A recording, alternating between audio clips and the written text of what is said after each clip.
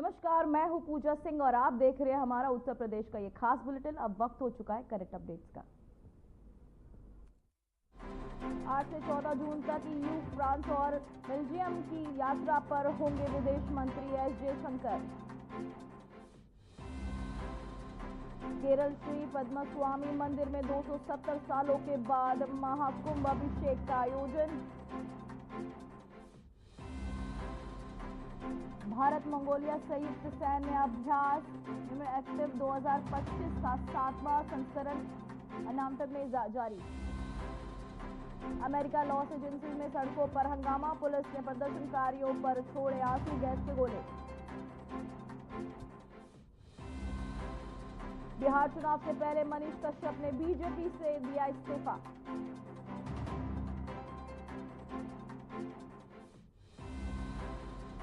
Telangana बहुपल्ली travel bag murder मामले में आरोपी हुआ गिरफ्तार।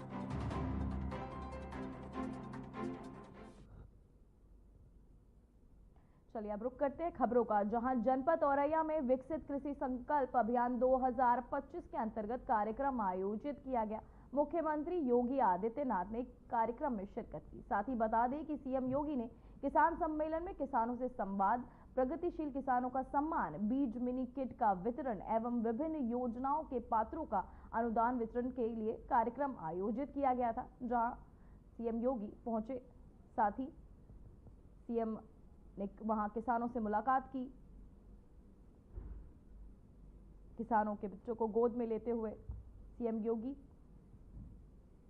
ये तस्वीरें आपकी टीवी स्क्रीन पे, जहां सीएम योगी आदित्यनाथ इस समारोह में पहुंचे, जहां उन्होंने किसानों से मुलाकात की। साथ ही बच्चों के साथ खेलते हुए दिखाई दिए सीएम योगी आदित्यनाथ।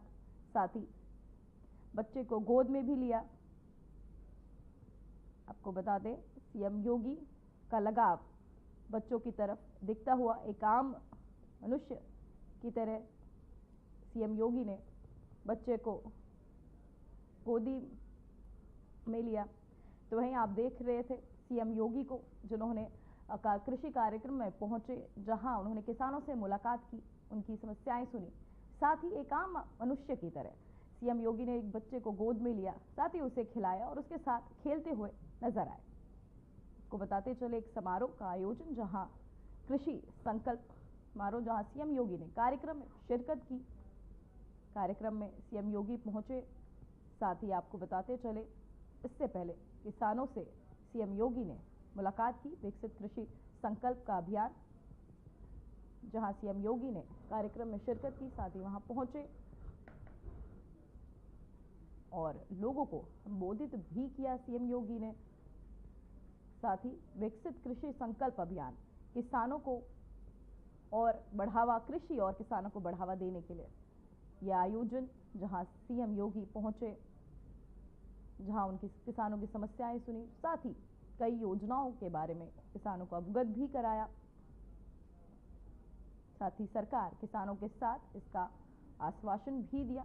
कई सरकारी योजनाएं लगातार किसानों के लिए बनाती हुई, जहां योगी सरकार लगातार किसानों के साथ ये विकसित कृषि को लेकर एक कार्यक्रम का आयोजन, जहां सीएम योगी आदित्यनाथ ने शिरकत की।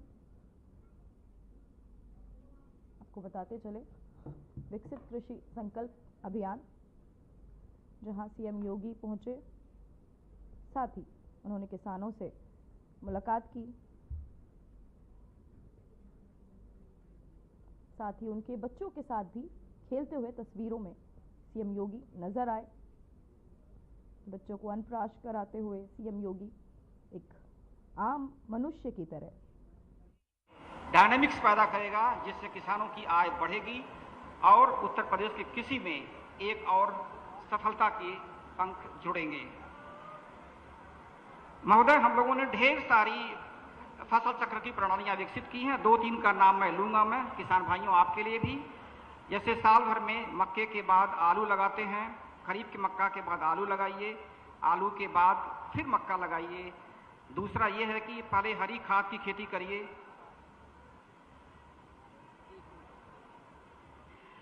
हरी खाद, आलू और मक्का। तीसरा धान संकर प्रजाति, आलू और मक्का लगा करके उससे फायदा उठा सकते हैं। हम लोग इससे मक्के से संबंधित अंतर्राष्ट्रीय अनुबंध किए हैं, जो अंतर्राष्ट्रीय गेहूं और मक्का संस्थान है मेक्सिको में, साउथ अमेरिका में, और भारतीय अनुसंधान मक्का केंद्र है लुधियाना में। हम उससे लगातार संपर्क में रहते हैं और नई नई तकनीकियों के बारे में कोई विशेष जानकारी होती है तो जैसे ही हम लोग उनसे प्राप्त करते हैं, किसान भाइयों को हस्तांतरित करते हैं। हमारे देश में मक्के की क्या प्रगति है, कैसे विकास की दर चल रही है, अमेरिका के USDA ने एक स्टडी किया है और चाहते हैं कि अमेरिकी मक्का भारत में आए। महोदय, जिस तरीके से मक्के का विकास उत्तर प्रदेश में और भारतवर्ष में हो रहा है, हमको नहीं लगता कि उसका कोई अवसर उनको मिलने वाला है। हम उम्मीद करते हैं कि नई नई प्रजातियां आने वाली हैं और भी करीब 8 से 10 प्रजातियां आने वाली हैं जो हाइब्रिड किस्म की हैं, भारत सरकार के द्वारा भी हैं, विश्वविद्यालयों के द्वारा भी हैं। उनकी उत्पादन विधियां भी हम लोगों ने विकसित कर लिया है, प्रमाणित कर। भारतीय जनता पार्टी की पूर्व प्रत्याशी सुश्री रिया साक्य जी, भारतीय जनता पार्टी के सभी पदाधिकारी, भारी संख्या में औरैया जनपद में उपस्थित यहां के सभी अन्नदाता किसान बहनों और भाइयों, मैं सबसे पहले आदरणीय प्रधानमंत्री श्री नरेंद्र मोदी जी के विजन के अनुरूप विकसित भारत की परिकल्पना को साकार करने के लिए विकसित कृषि संकल्प अभियान की इस कड़ी के लिए उनका हृदय से आभार व्यक्त करते हुए आप सभी अन्नदाता किसान बहनों और भाइयों का मैं स्वागत करता हूं, अभिनंदन करता हूं। मैं धन्यवाद देता हूं कृषि विभाग को, केंद्र और राज्य सरकार की डबल इंजन की सरकार ने पहली बार आईसीआर के लैब में बैठे हुए किसानों को, कृषि वैज्ञानिकों को,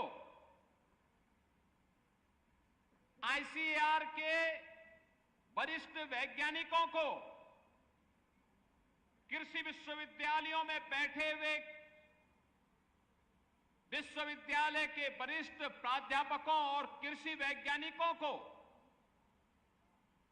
देश भर में फैले हुए आईसीआर के केंद्र और कृषि विज्ञान केंद्र में जो वैज्ञानिक हैं, इन सभी को उनके केंद्रों से निकाल करके किसान के खेत तक भेजने का काम किया है।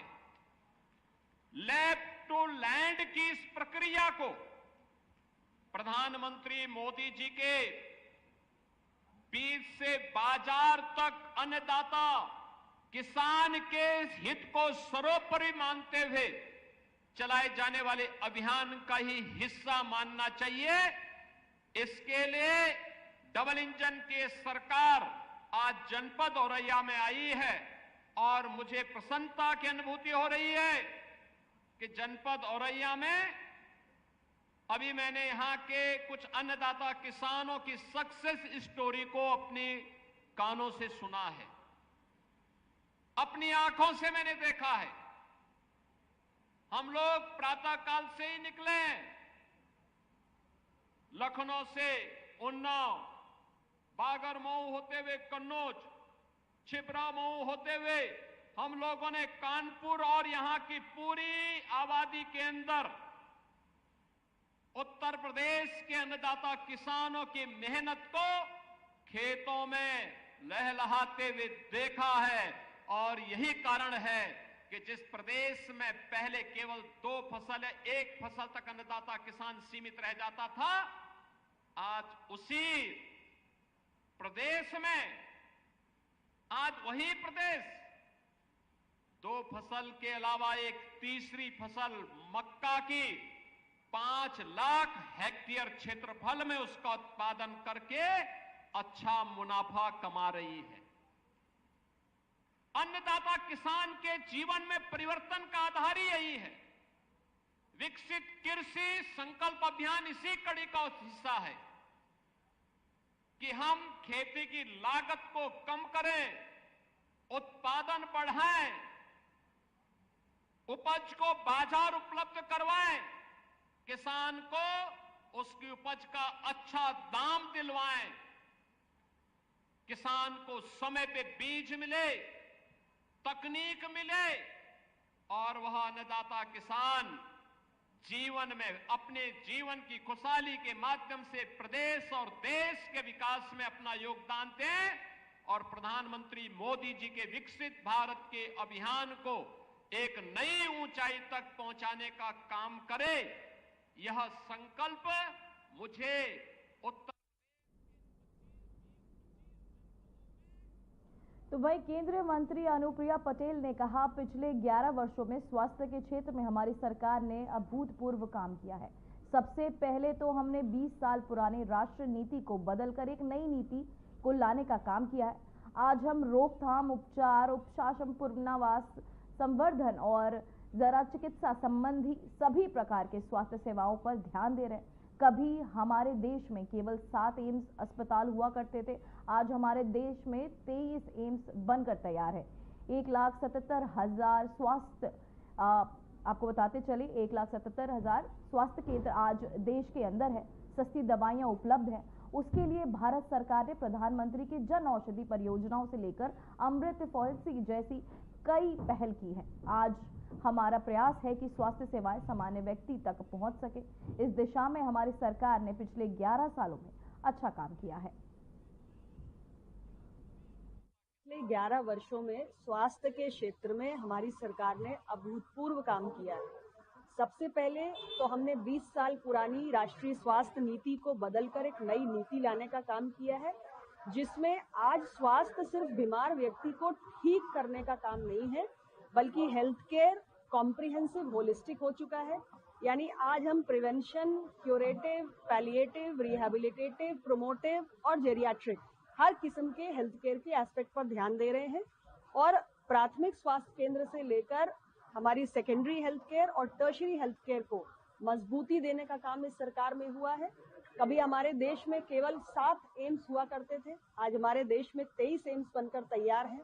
जो गांव-गांव में पहला कांटेक्ट पॉइंट होता है एक स्वास्थ्य केंद्र का, आयुष्मान आरोग्य मंदिर, ऐसे 1,77,000 स्वास्थ्य केंद्र आज देश के अंदर हैं, जहां पे पूरी 12 किस्म की जो सेवाएं हैं स्वास्थ्य की, वो आम नागरिक को सुनिश्चित की जा रही हैं। और इतना ही नहीं, सस्ती दवाइयां उपलब्ध हो उसके लिए भारत सरकार ने प्रधानमंत्री जन औषधि परियोजना से लेकर अमृत फार्मेसी जैसे तमाम इनिशिएटिव्स लिए हैं। तो आज हमारी कोशिश है कि एक आम आदमी के लिए, एक आम नागरिक के लिए स्वास्थ्य की सेवाएं सुलभ भी हो, क्वालिटी भी हो और किफायती भी हो, और इस दिशा में अच्छा काम 11 वर्षों में हमारी सरकार ने किया है। तो वहीं हापुड़ नगर कोतवाली इलाके के तहसील चौराहे पर बीजेपी विधायक विजय पाल आरटी और स्थानीय बीजेपी नेता जय भगवान के बीच जमीन बिक्री में कमीशन को लेकर एक तनातनी की स्थिति पैदा हो गई। घटना की शुरुआत तब तक हुई जब तक 7,000 गज की एक निजी जमीन की बिक्री पर तय कमीशन विवाद का विषय बना। बीजेपी नेता जय भगवान ने आरोप लगाया कि विधायक विजय पाल आरती को कमीशन का अपना हिस्सा नहीं मिला, इसलिए उन्होंने विधायक के खिलाफ शिकायत दर्ज कराने के लिए थाने का रुख किया। तो वहीं आपको बताते चले विधायक विजय पाल आरती ने जवाब में कहा कि कमीशन का बंटवारा पहले से तय नियमों के अनुरूप किया गया था और किसी भी तरह की गड़बड़ी नहीं हुई। वहीं विवाद इतना बढ़ गया कि विधायक ने अपनी और परिवार की जान को खतरा बताते हुए सुरक्षा की भी मांग कर डाली।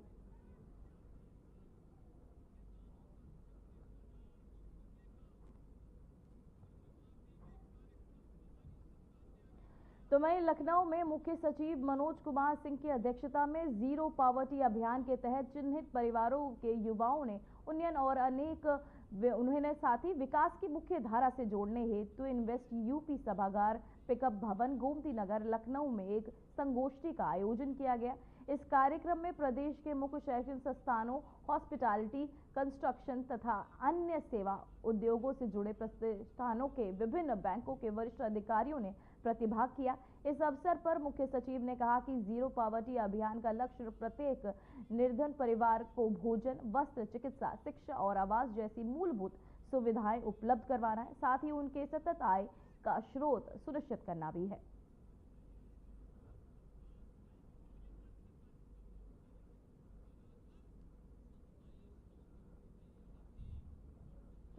तो वहीं लखनऊ से खबर सामने आ रही है, जहां 34 पीपीएस अफसरों ने डीजीपी से की मुलाकात। डीजीपी राजीव कृष्ण ने अफसरों से अनुभव किए साझा। कानून व्यवस्था में ब्रीफिंग अत्यंत महत्वपूर्ण, डीजीपी ने कहा। साथ ही फॉरेंसिक साइंस, साइबर क्राइम की जानकारी महत्वपूर्ण है, ये भी डीजीपी ने बताया। साथ ही जन शिकायतों का समय निस्तारण करे, डीजीपी का ये कहना। आपको बताते चले, लखनऊ से खबर सामने आ रही है, जहां 34 आपको बताते चले पीपीएस अफसरों को साथ ही कानून व्यवस्था में ब्रीफिंग अत्यंत महत्वपूर्ण, ये डीजीपी का बयान सामने आया, जहां जन शिकायतों का समयबद्ध तरीके से समाधान किया जाए। साथ ही उन्होंने 34 पीपीएस अफसरों ने डीजीपी से मुलाकात की है, जहां डीजीपी राजीव कृष्ण ने अफसरों के अनुभव साझा किए। साथ ही कानून व्यवस्था में ब्रीफिंग अत्यंत महत्वपूर्ण, उन्होंने ये अपने विचार साझा के। साथ ही आपको बताते चले कि लखनऊ से खबर सामने आ रही है, जहां 34 पीपीएस अफसरों ने डीजीपी से मुलाकात की है। साथ ही आपको बताते चले कि अफसरों ने मुलाकात की। तो वहीं लखनऊ से खबर सामने आ रही है, जहां रिटायर्ड आईएएस मंगला प्रसाद मिश्र के बेटे ने किया सुसाइड। सुसाइड के प्रोजेक्ट मैनेजर ने किया सुसाइड। तो आपको बताते हैं, सूडा के प्रोजेक्ट मैनेजर ने किया है सुसाइड। सुधाकांत मिश्र ने फांसी लगाकर किया आत्महत्या। इंदिरा नगर के सेक्टर बी में की आत्महत्या। तो वही सुधाकांत रिटायर्ड आईएएस मंगला प्रसाद मिश्र के बेटे हैं, जिन्होंने सुसाइड कर लिया। पिछले कई सालों से डिफेमेशन में थे सुधाकांत मिश्र। तो वहीं डिफेमेशन के चलते सुसाइड का यह मामला, जहां आपको बताते चले कि लखनऊ से यह खबर सामने आ रही है, जहां सुधाकांत रिटायर्ड आईएएस मंगला प्रसाद मिश्र बेटे ने किया सुसाइड। सूडा के प्रोजेक्ट मैनेजर थे, ने सुसाइड किया।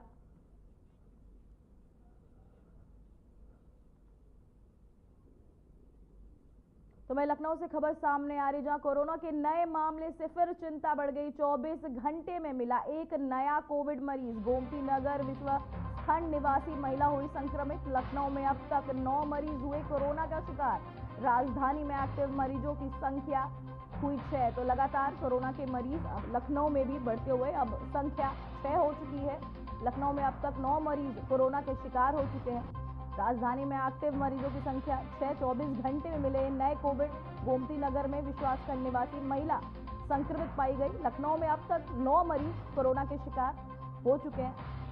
वहीं आपको बताते चले, लखनऊ में अब तक 9 मरीज जो है कोरोना के शिकार, जहां राजधानी में अब एक्टिव मरीजों की संख्या 6 है। लखनऊ में अब तक आपको बताते चले कोरोना नए प्रसारता हुआ, जहां अब तक 9 मरीज मिले हैं।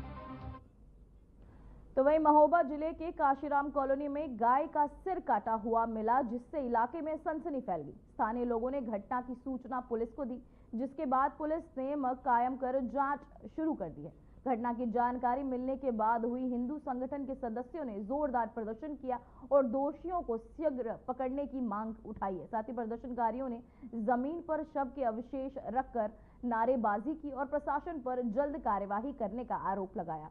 एसपी महोबा श्री राजीव कुमार ने घटनास्थल का दौरा करने के बाद कहा, ये एक शातिराना वारदात लगती। हम घटना के पीछे छिपे कारणों का पता लगाएंगे, साथ ही शीघ्र ही गिरफ्तार भी किए जाएंगे। हर संभव फॉरेंसिक और एवं तकनीकी टीम को लगा दिया गया है। साथ ही उन्होंने आश्वासन दिया कि कुछ भी पुख्ता सबूत मिलने पर कार्यवाही तत्काल की जाएगी।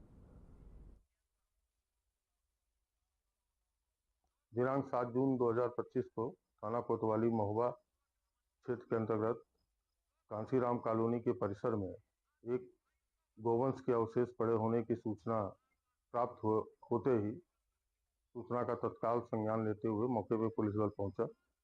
प्रस्तुत प्रकरण के संबंध में थाना स्थानीय पर सुसंगत धाराओं में अभियोग पंजीकृत किया गया तथा अवशेष का नियमानुसार पशु चिकित्सकों के पैनल द्वारा पोस्टमार्टम कराया गया।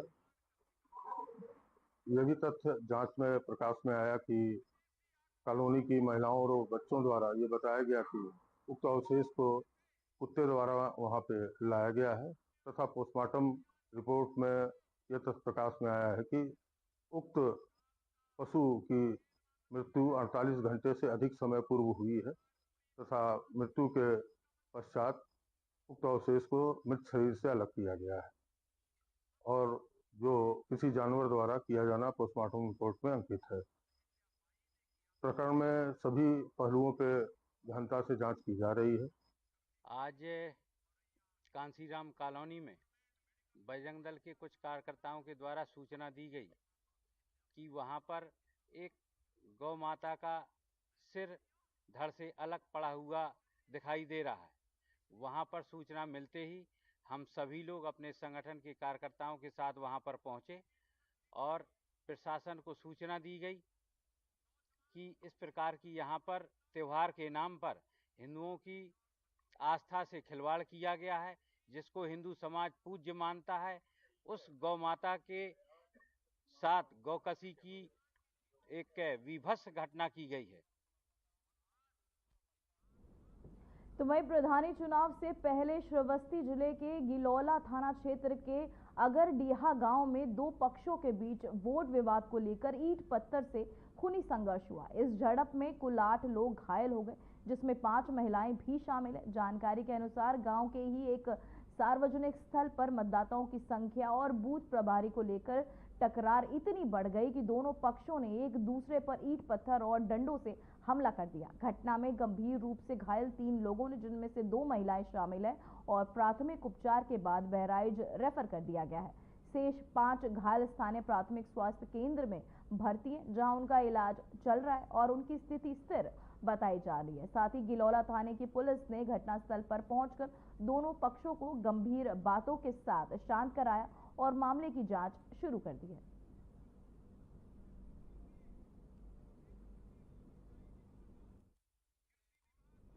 तो वहीं बांके बिहारी मंदिर के चारों ओर कॉरिडोर परियोजनाओं को लेकर मथुरा में विवाद थमने का नाम नहीं ले रहा।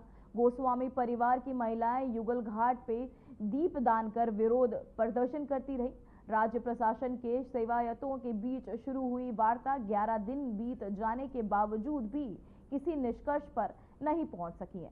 ये परियोजना सेवा परंपरा को ठेस पहुंचाने वाली है। मंदिर की आत्मा और पारंपरिक सौहार्द के संरक्षण रखना हमारा आदर्श है, जिससे ये कॉरिडोर प्रभावित करेगा।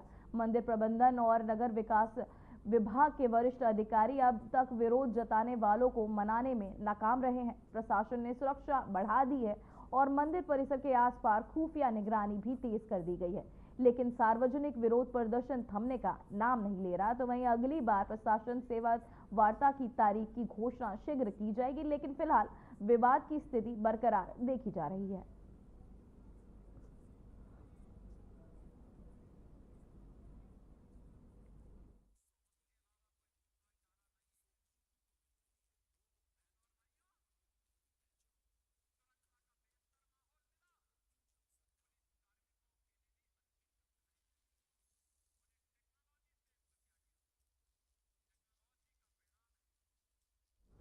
तो वहीं लखनऊ से इस वक्त की सबसे बड़ी खबर सामने आ रही है, जहां मौसम विभाग ने हीट वेव अलर्ट जारी किया है। तो वहीं लखनऊ का बदला मौसम विभाग ने हीट वेव अलर्ट किया जारी। तापमान डिग्री के पार पहुंचने का। वहीं कल दिन का तापमान 40.4 डिग्री। सोमवार मंगलवार को हीट का अलर्ट जारी। तो वहीं आपको बताते चले, अब लखनऊ के मौसम में बदलाव, जिसको लेकर अलर्ट जारी किया गया है, हीट वेव अलर्ट।